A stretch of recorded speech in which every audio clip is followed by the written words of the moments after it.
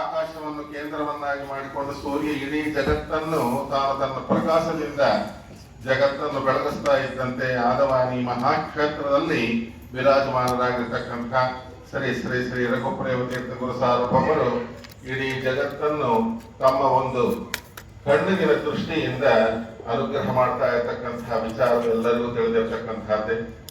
ಮಹನೀಯರಾಗಿರ್ತಕ್ಕಂಥ ಇಂಥ ಮಹನೀಯರ ಒಂದು ಆರಾಧನಾ 3 ದಿವಸಗಳ ಕಾಲವೂ ಕೂಡ ಆರಾಧನದಲ್ಲಿ ಅವರ ದೃಷ್ಟಿ ಅನ್ನುವಂಥದ್ದು ನಮ್ಮ ಮೇಲೆ ಇರತಕ್ಕಂಥದ್ದು ಅಗತ್ಯ ಅನ್ನುವಂತಹ ದೃಷ್ಟಿಯಿಂದ ಆರಾಧನೆಗೆ ಬರಬೇಕು.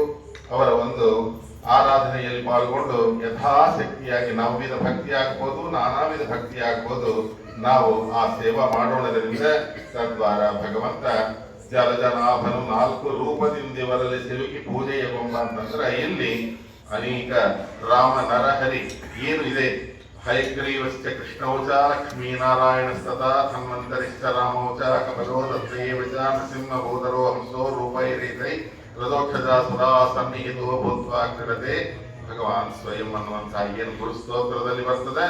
ಇಷ್ಟು ರೂಪಗಳಿಂದ ಶ್ರೀಹರಿ ಆ ಒಂದು ಬೃಂದಾವನದಲ್ಲಿ ಸನ್ನಿಹಿತರಾಗಿ ಆ ಒಂದು ಬೃಂದಾವನ ಸೇವೆಯನ್ನು ಯಾರು ಕಣ್ಣು ತುಂಬ ನೋಡುವುದು, ಸೇವಿಸುವುದು, ಕೀರ್ತಿಸುವುದು, ಸ್ಮರಿಸುವುದು ಏನು ಅವರಿಗೆ ತೋರಿಸಿರತಕ್ಕಂತಹ ಒಂದು ಸೇವೆ ಮಾಡಿರ್ತಕ್ಕಂಥವರಿಗೆ ಈ ಒಂದು ಭಗವದ್ ರೂಪಗಳು ಆ ಗುರುಗಳ ಮುಖಾಂತರ ನಮಗೆ ಅನುಗ್ರಹ ಮಾಡತಕ್ಕಂಥವರಾಗಿದ್ದಾರೆ.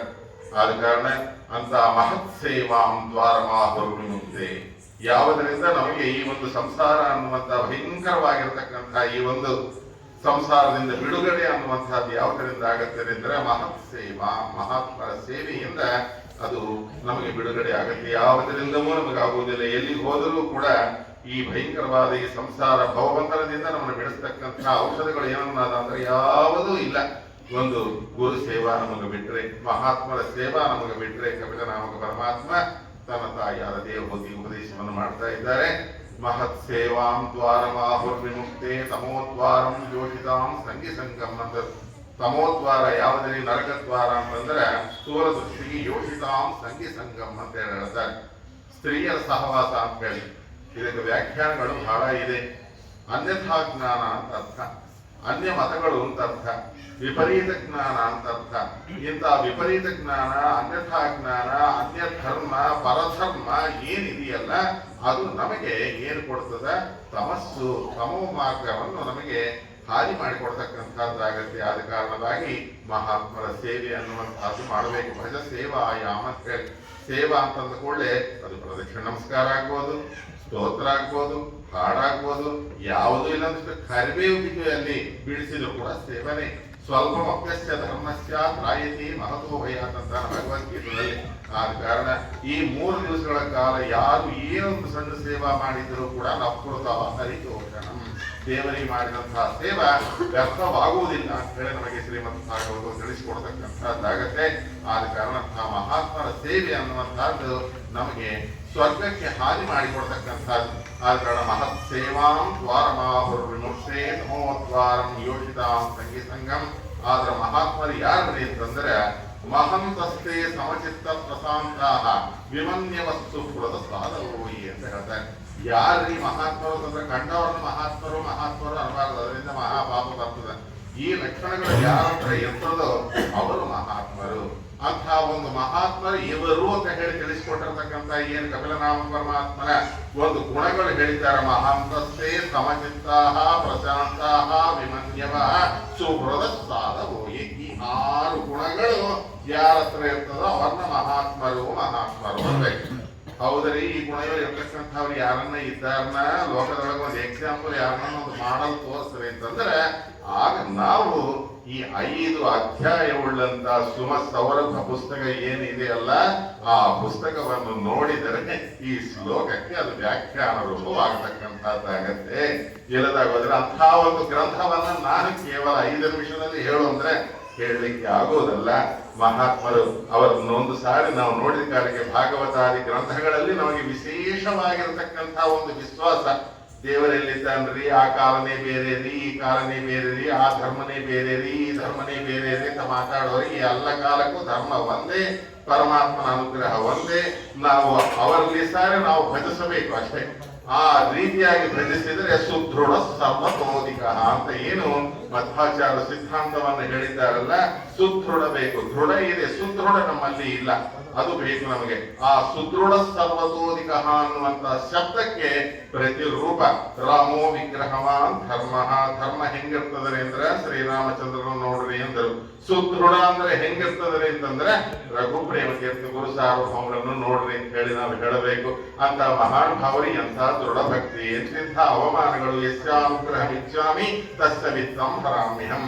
ಅವರ ಅವರ ಜೀವನವೇ ಹುಟ್ಟಿದ ಕಾಲಕ್ಕಿಂತ ಕೊನೆಯವರೆಗೂ ಕೂಡ ಬೃಂದಾವನ ಆಗುವವರೆಗೂ ಹೆಚ್ಚಿಗೂ ಕೂಡ ಅವರಿಗೆ ಪ್ರತಿಕೂಲ ವಾತಾವರಣವೇ ಏರ್ಪಟ್ಟಿರ್ತಕ್ಕಂಥದ್ದಾಯ್ತು. ಆದರೂ ಕೂಡ ನಾನು ಇಷ್ಟು ಉಪವಾಸಾದಿಗಳಿಂದ, ಇಷ್ಟು ಸೇವೆಯಿಂದ, ಇಷ್ಟು ಧರ್ಮದಿಂದ, ಇಷ್ಟು ಅನ್ನದಾನಾದಿಗಳಿಂದ, ಇಷ್ಟು ಸರ್ವಸ್ವ ದಾನದಿಂದ, ಇಷ್ಟು ಭೂಪ್ರದಕ್ಷಿಣೆಯನ್ನ ಇಷ್ಟು ಅವರು ಮಾಡಿರ್ತಕ್ಕಂಥದ್ದು. ಭೂಪ್ರದಕ್ಷಿಣೆ ಅನ್ನುವಂಥದ್ದು ಒಂದು ಸಾರಿ ನೋಡಿ, ನಾವು ರಮಣ್ಣಕ್ಕೆ ಹೋಗಿ ಬರ್ಲಿಕ್ಕಾಗಲ್ಲ, ಮಂಗರಾಯನಗುಡಿಗೆ ಹೋಗಿ ಬರ್ಲಿಕ್ಕಾಗಲ್ಲ. ಎಂಥದ್ದು ಎಷ್ಟು ಭೂಪ್ರದಕ್ಷಿಣೆ ಮಾಡಿದ್ದಾರೋ ಒಂದು ಸಾರಿ ಆಲೋಚನೆ ಮಾಡ್ರಿ. ನಮ್ಮಲ್ಲಿ ಇರ್ತಕ್ಕಂಥದ್ದು ಒಂದಿಷ್ಟು ಮನೆಯೊಳಗೆ ಸಾಸಿವೆಯೋ ಮೆಂತೆನೋ ಅಥವಾ ಬೆಲ್ಲನೋ ಕೊಡ್ರಿ ಅಂತ ಹೇಳಿ ಕೇಳಿದ್ರೆ ಹಿಂದ ಮುಂದ ನೋಡ್ತೀವಿ ಕೊಡ್ಲಕ್ಕ. ಸರ್ವಸ್ವ ದ್ವಾನ ಒಂದು ಸಾರಿ ನೋಡ್ರಿ. ನಾ ಎಲ್ಲಿಗನ್ನು ಹೋಗ್ಬೇಕಾದ್ರೆ ರಾತ್ರಿ ಕರೆಂಟ್ ಹೋದ್ರೆ ಹೇಗೆ ಅಂತ ನಾವು ಬಾಧಿ ಪಡ್ತೀವಿ. ಅಂತಹದ್ದು ಮಂಗರಾಯನ ಗುಡಿಗಳಿಗೆ 40 ದಿವಸ ಉಪವಾಸದಿಂದ ಇರೋದೊಂದು ಸಾರಿ ನೋಡ್ರಿ.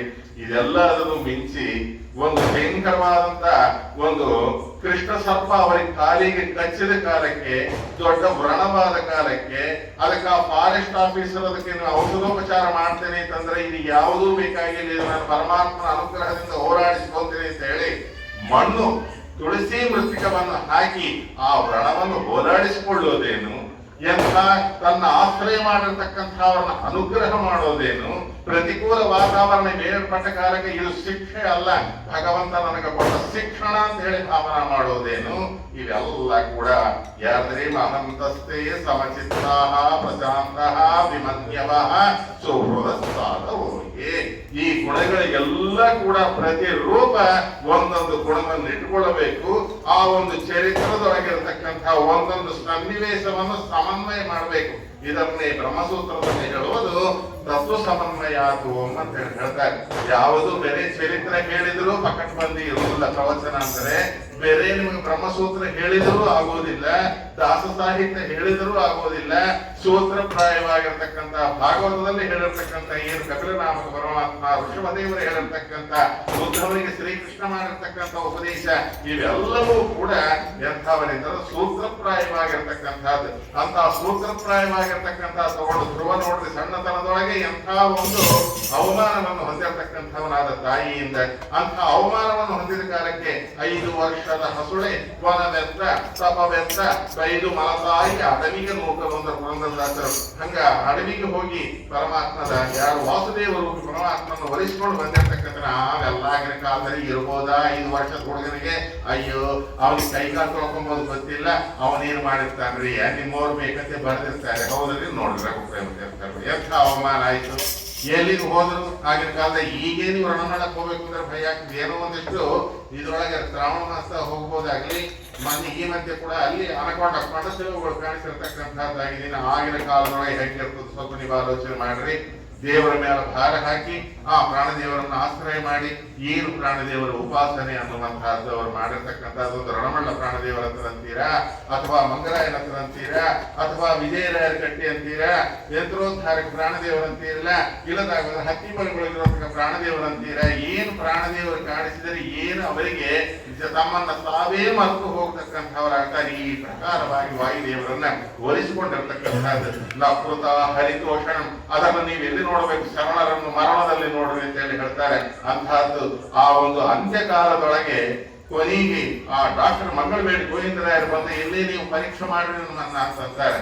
ಪರೀಕ್ಷೆ ಮಾಡಿ ನೋಡಿದರೆ ಎಲ್ಲೋ ಹೃದಯ ಸ್ಪಂದನ ನಿಂತು ಹೋಗಿಬಿಟ್ಟಿದೆ, ಹಾರ್ಟ್ ಬೀಟಿಂಗೇ ನಿಂತು ಹೋಗಿತ್ತು. ಆದ್ರೆ ಈಗ ನಾನು ಹೆಂಗ ಸರಿ ಮಾತಾಡ್ತಾ ಇದ್ದೀನಿ ನೋಡ್ರಿ, ಹಂಗ ನಗತಾ ನಗತಾ ನಗತಾ ಮಾತಾಡ್ತಿದ್ದಾರೆ. ಇದು ಏನು ಸ್ವಾಮಿ ಈ ವ್ಯಾಪಾರ ಅಂತ ಕೇಳ್ತಾರೆ ಡಾಕ್ಟರ್ಸ್. ಅದೇ ರೀ ನಿಮ್ಮ ಡಾಕ್ಟರ್ಗೆ ಇದು ಯಥೋವಾಚೋ ನಿವರ್ತಂತೆ ಅಪ್ರಾಪ್ಯ ಮನಸಾಸಹ.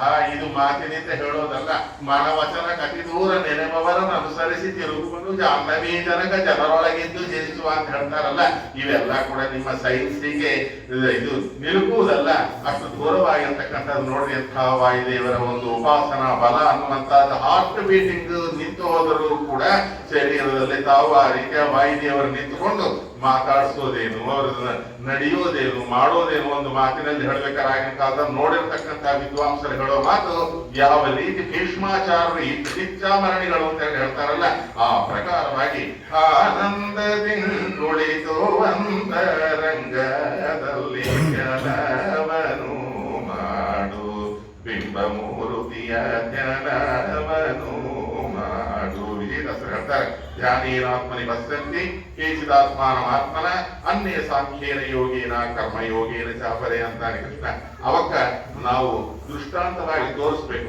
ನೋಡ್ರಿ ಸುಮಸವರಪ್ಪ ನೋಡ್ರಿ, ಕೊನಿ ಘಟ್ಟ ಯಾವ ರೀತಿಯಾಗಿರ್ತಕ್ಕಂಥದ್ದಾಗಿದೆ. ಅವರು ಕೂಡೋದೇನು, ಆ ಪ್ರಾಣೋತ್ಕ್ರಮಣ ಮಾಡೋದೇನು ಎಲ್ಲ ಕಣ್ಣಾರೆ ಏನಿಲ್ಲಿ ಕಲ್ಪನೆ ಮಾಡಿ ಬಂದಿದ್ದಲ್ಲ.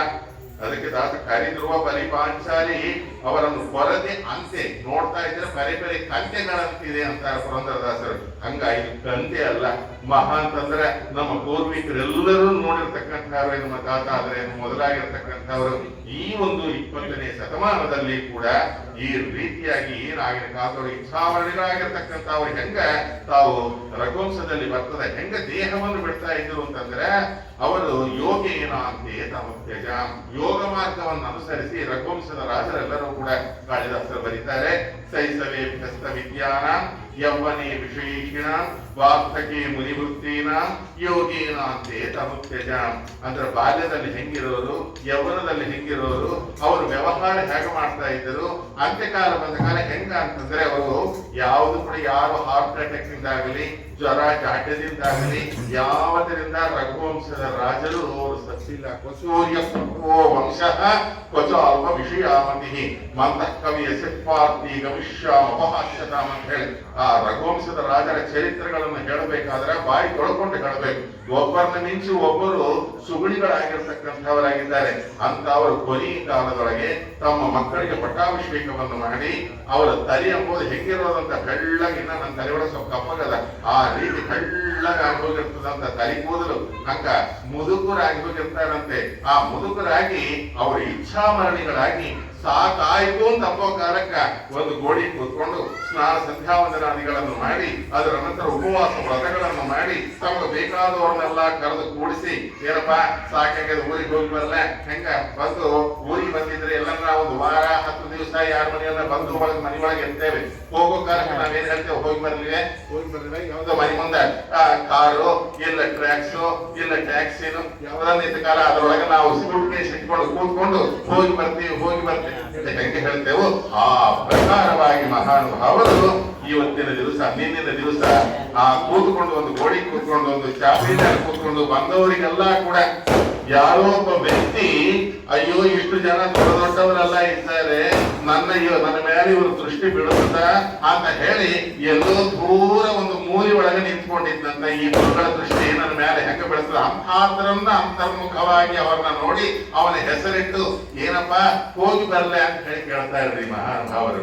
ಆಗಿನ ಕಾಲದೊಳಗೆ ಆ ವೃತ್ತದೊಳಗೆ ಎಂಥ ಇದು ಎಂಟಕ್ಕೆ ಹೋಗಿ ಬರ್ತೇನೆ ಇನ್ನೊಬ್ಬರಿಗಾದ್ರೆ ಎಷ್ಟು ಮರಣವನ್ನ ಜಯಿಸಿರ್ತ ಮೃತ್ಯೋರ್ಮ ಅಮೃತಂಗಮಯ ಅಂತ ಹೇಳಿ ಅದನ್ನ ಜಯಿಸಿರ್ತಕ್ಕಂಥವರಾಗಿ ನಾನು ಎಲ್ಲಿ ಹೋಗಿಲ್ಲ, ಇಲ್ಲಿಂದ ನನ್ನ ಮೂಲ ರೂಪದೊಳಗೆ ಸೇರಿದರೂ ಕೂಡ ಈ ಬೃಂದಾವನದೊಳಗೆ ಸನ್ನಿಹಿತರಾಗಿ ಯಾವ ಪ್ರಕಾರವಾಗಿ ಅದೆಲ್ಲ ಕುರಿತ ರಹಸ್ಯ ವಿಚಾರಗಳನ್ನು ಈಗ ಬಹಿರ್ಗತವಾಗಿ ಹೇಳಬಾರದು.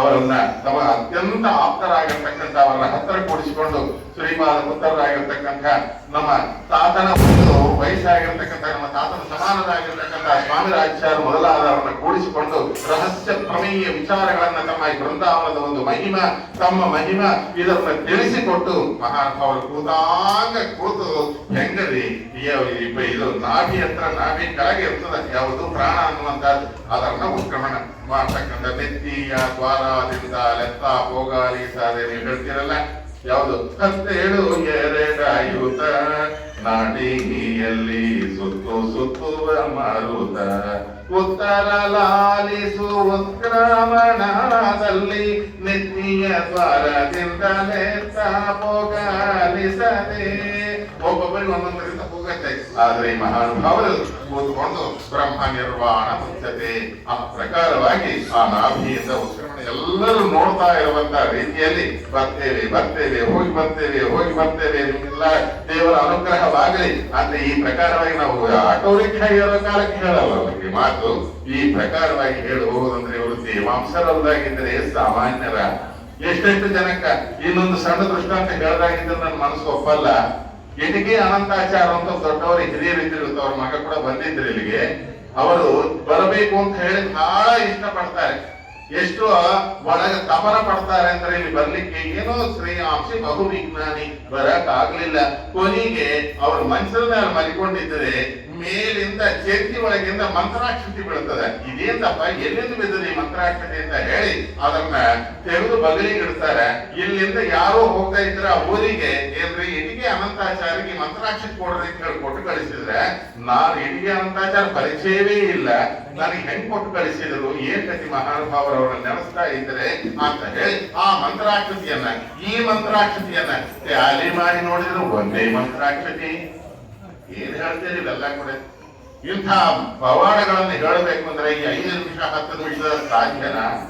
10 ದಿವಸಗಳ ಕಾಲ ನಾವು ಕೂತ್ಕೊಂಡು ತದೇಕ ದೃಷ್ಟಿಯಿಂದ ನಿದ್ರಾಹಾರಾದಿಗಳ ಮೇಲೆ ದೃಷ್ಟಿ ಅನ್ನುವಂತಹದ್ದಿಲ್ಲದಂತೆ ಕೂತ್ಕೊಂಡು ಹೇಳಿದ ಕಾಲಕ್ಕಾಗ ನಿಜವಾಗಿ ನಮಗೆ ಗುರುಗಳಲ್ಲಿ ತದ್ವಾರ ಪರಮಾತ್ಮನಲ್ಲಿ ನಮಗೆ ಸದಾಂ ಪ್ರಸಂಗಾನ್ ಮಮ ವೀರ್ಯ ಸಂಪದೋ ಭವಂತಿ ಭಕ್ಕರ್ಮ ರಸಾಯನ ಕಥಾಃ ತಜ್ಜೋಷಣಾದ ಸ್ವಭವರ್ಗವತ್ಮನಿ ಸಂಭಾವತಿ ಶಕ್ತಿ ಅನುಕ್ರಮಿಸತೆ ಅಂತ ಹೇಳಿ ಕಪಿಲನಾಮ ಪರಮಾತ್ಮನ ಮಾತು ನಾವಿಲ್ಲಿ ಜ್ಞಾಪಕ ಮಾಡಿಕೊಳ್ಳಬಹುದು.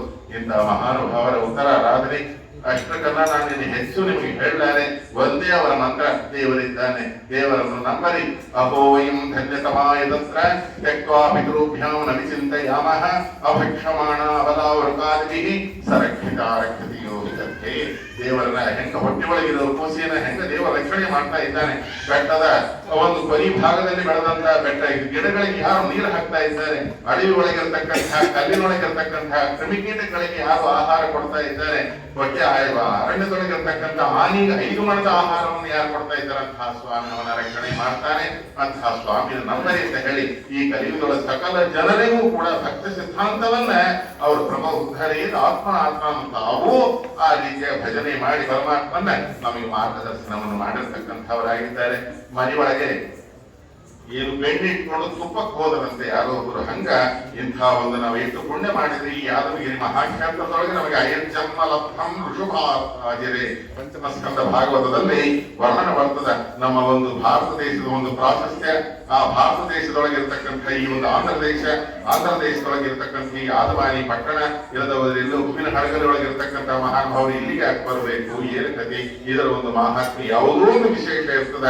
ಇಂಥ ಕಡೆ ಒಂದು ನಮ್ಮನ್ನು ಅನುಗ್ರಹ ಮಾಡ್ತಾ ಇರ್ತಕ್ಕಂಥ ಮಹಾತ್ಮರನ್ನ ನಾವು ನಿಜವಾಗಿ ಬಿಟ್ರೆ ಅದೇನು ಹೇಳ್ತಾರಲ್ಲ, ಬೆಣ್ಣಿನ ತುಪ್ಪಕ್ಕೆ ಹೋಗಿರ್ತದ.